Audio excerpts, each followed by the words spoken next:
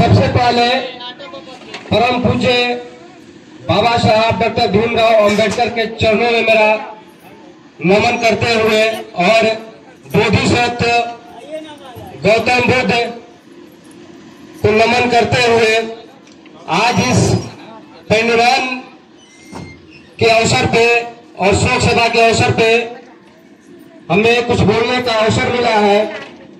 इसके लिए फरीदनपुर के एक शोक सभा कमेटी और तमाम यहाँ गरजूरल लोगों का, युवा लोगों को बहुत बहुत धन्यवाद देते हैं और जय भीम पेश करते हैं। सबसे पहले हम आप लोग को ये बताना चाहते हैं कि ये जो आप लोग बुद्धिज्म रीति रिवाज से ये जो परिनिर्वाण के आप लोग जो नियम को, सिद्धांत को, विचारधारा को आगे बढ़ाने के जो आप लोग शुरुआत किए हैं, इसके लिए आप लोग को बहुत बहुत धन्यवाद। मेरा नाम वीर आदित्य है। 2019 में मेरे बड़े पापा, जिनका नाम था श्री भगवान राम, उनका मृत्यु हो जाता है। जानते हैं क्यों? एक गरीबी के हालात में। वो अखबार में मेरे मतलब फेसबुक पे, इंस्टा पे, हर जगह आपको अखबार का कटिंग मिल जाएगा। सारे अखबार में प्रकाशित हुआ था। इलाज के अभाव में उनका मतलब कोई भी नहीं है, उनकी पत्नी भी नहीं है और उनका बेटा वोटा भी नहीं रहता है लोग यहाँ पे। उस दिन क्या हुआ कि उनका तबीयत खराब हुआ। मात्र में अगर 2000 रुपये खर्च होता तो बच सकते थे, लेकिन पैसा के अभाव में उनका मृत्यु हो जाता है। मतलब इतना गरीब है कि उनके पास मड़ई टाटी का भी शुद्ध अच्छा ढंग का घर नहीं था, तो वो पैसा के अभाव में, इलाज के अभाव में मर जाते हैं। जब उनके बच्चों को मालूम चलता है कि हमारे पिताजी का डेथ हो गया है, तो वो आते थे उड़ीसा में। वहां से वो आते हैं और आके पूरा गांव में माहौल बनाते हैं कि हमारे पिताजी का मृत्यु हुआ है, हम ऑर्केस्ट्रा बांधेंगे, देहात में क्या बोलते हैं, बिहुला बोलते हैं, बिहुला बांधेंगे और तमाम तरह का क्या क्या खिलाएंगे। 50 आइटम के नाम रख रहे थे।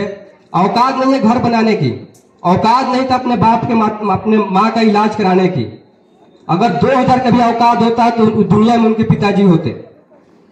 सोचिए, वो बेटा अपने मतलब परिनिर्वाण हुए पिता का आप उपहास उड़ाना चाहता है, मजाक बनाना चाहता है। सोच के देखिए, अगर हमारी माँ की अगर मृत्यु हो जाता है, हम कहें कि नहीं बाजा बजा के ले जाएंगे दाह कराने के लिए, ऑर्केस्ट्रा बांध के ले जाएंगे दाह कराने के लिए, और 10वां दिन 13वां दिन जो आप लोग विधि बनाए हुए हैं कि 10वां दिन 13वां दिन बुनिया खिलाएंगे, दही खिलाएंगे, पूरी खिलाएंगे, सब्जी खिलाएंगे, यहाँ तक कि रसगुल्ला भी खिलाएंगे। और शर्म तो तब आ जाता है जब इसके खाने के लिए गिद्ध के तरह, जो गिद्ध नहीं होता जो मांस मतलब अधिकतर खाता है, मरा हुआ जानवर का खोद के खाता है, तो गिद्ध के तरह जो इंसान है जिसके अंदर सफाई इंसानियत नहीं है। मान के चलिए मेरी माँ मरी है, मुझे कितना पीड़ा है, कितना दर्द है, वो हम ही समझ सकते हैं। माँ के बिना कितना एक दुनिया मतलब कितना भी हमको सुख मिल जाए, मेरी माँ नहीं तो हम समझिए कि मेरा दुनिया मेरा अंधेरा है मेरे लिए। मर गए तो आप ऐसा कीजिए कि रसगुल्ला छेना वाला मंगाइए, अब बुनिया थोड़ा बढ़िया मिश्री छनवाइए, और दही ऐसा मंगाइए जो छाली वाला हो, थोड़ा सा भी खाटा न लगे, सूखा का दही मंगाइए और अच्छा पूरी छनवाइए, सब्जी 5 आइटम बनवाइए। थोड़ा सा भी इंसान को शर्म नहीं है। मेरी माँ मरे, मेरे भैया, मेरी बहन, मेरी माँ, मेरे पिताजी, कोई भी अगर मरता है तो हमें कितना पीड़ा होता है, कितना दर्द होता है, हम ही महसूस कर सकते हैं। अगर कोई बुजुर्ग भी आदमी मर जाए, यहाँ तक कि हमारी वो गाय रखा हुआ था, गाय मर गई थी, मेरी मम्मी 3 दिन तक रोते रोते पूरा आंख फूल गया था। इतना प्रेम जानवर से था। सोचिए, जानवर से इतना प्रेम हो जाता है, जब इंसान मर जाता है तो लोग ऑर्केस्ट्रा बांध देता है, कोई शर्म नहीं। और मान लो किसी का जवान भाई मर गया या बुजुर्ग माँ मर गई, बाबूजी मर गए, उसमें लोग खाने के लिए एकदम आता है, बोलता है कि 2 रसगुल्ला इन्हों दिया, रसगुल्ला मांग मांग के नीचे गाड़ के खाता है कि ज्यादा से ज्यादा रसगुल्ला खा सके।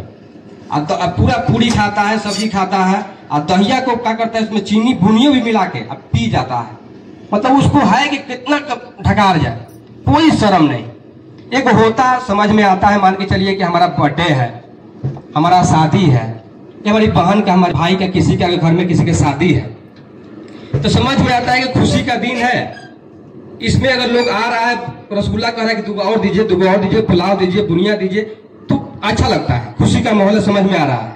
लेकिन मेरे भैया मर जाए, मेरी माँ मर जाए, अब कोई आए कहे कि रसगुल्ला थोड़ा 5 और कंजूसाई मत कीजिए, हमको रसगुल्ला और दीजिए, बुनिया और दीजिए, मतलब मेरे दिमाग के मतलब बिल्कुल पल्ले पड़े हैं कि लोग कितना बेशर्म होते हैं।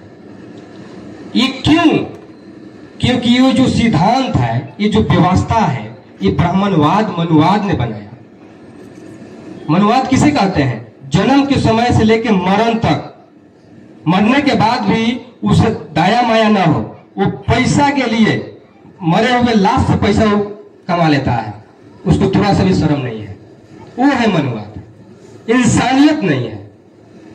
जहां इंसानियत है, मानवता है, मैं उसका हम सम्मान करते हैं। लेकिन जहां भी